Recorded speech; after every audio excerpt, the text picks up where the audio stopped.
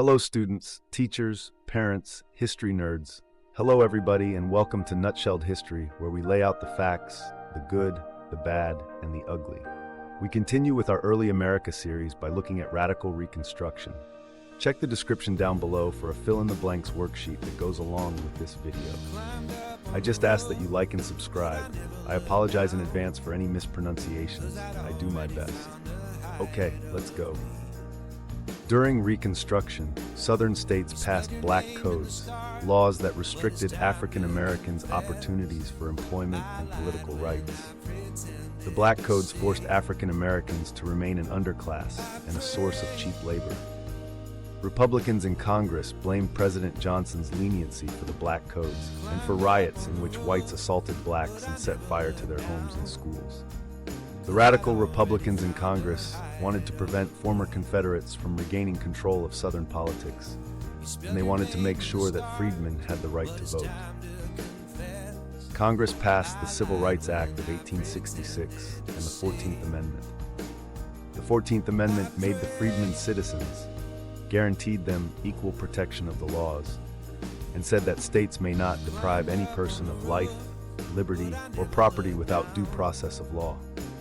Despite opposition from President Johnson, the amendment was ratified in 1868. In the 1866 elections, the radical Republicans gained majorities in the House and the Senate. They passed the Reconstruction Act of 1867. This act threw out the governments of all states that refused to adopt the 14th Amendment. It also imposed military rule on these states. By June of 1868, all of these states had ratified the 14th Amendment, written new constitutions, and allowed African Americans to vote. As President Johnson continued to oppose many of the harsh terms of Reconstruction, Congress voted to impeach him. At his impeachment trial, Johnson barely escaped removal by one vote. Ulysses S. Grant won the presidential election for the Republicans in 1868. While many former Confederates were still unable to vote, some 500,000 African Americans voted, enabling Grant to win 6 Southern states. Despite Democratic opposition, Congress approved the 15th Amendment in 1869. It barred all states from denying the right to vote on account of race, color, or previous condition of servitude. Okay, now your recap. President Johnson was the laid-back uncle who thought grounding the South was too harsh. Southern states passed black codes to keep African Americans as an underclass, which made Congress furious.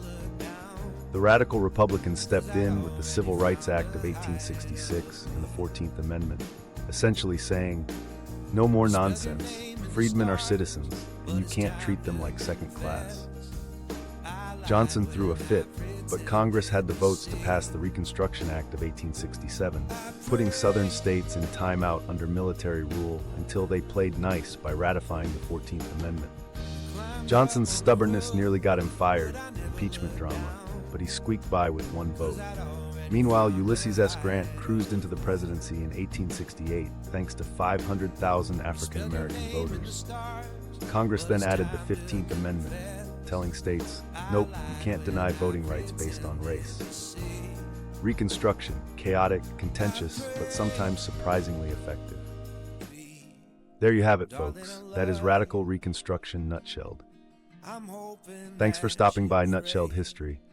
It'd be pretty radical if you would go nuts on those like and subscribe buttons for me. See y'all next time on Nutshelled History.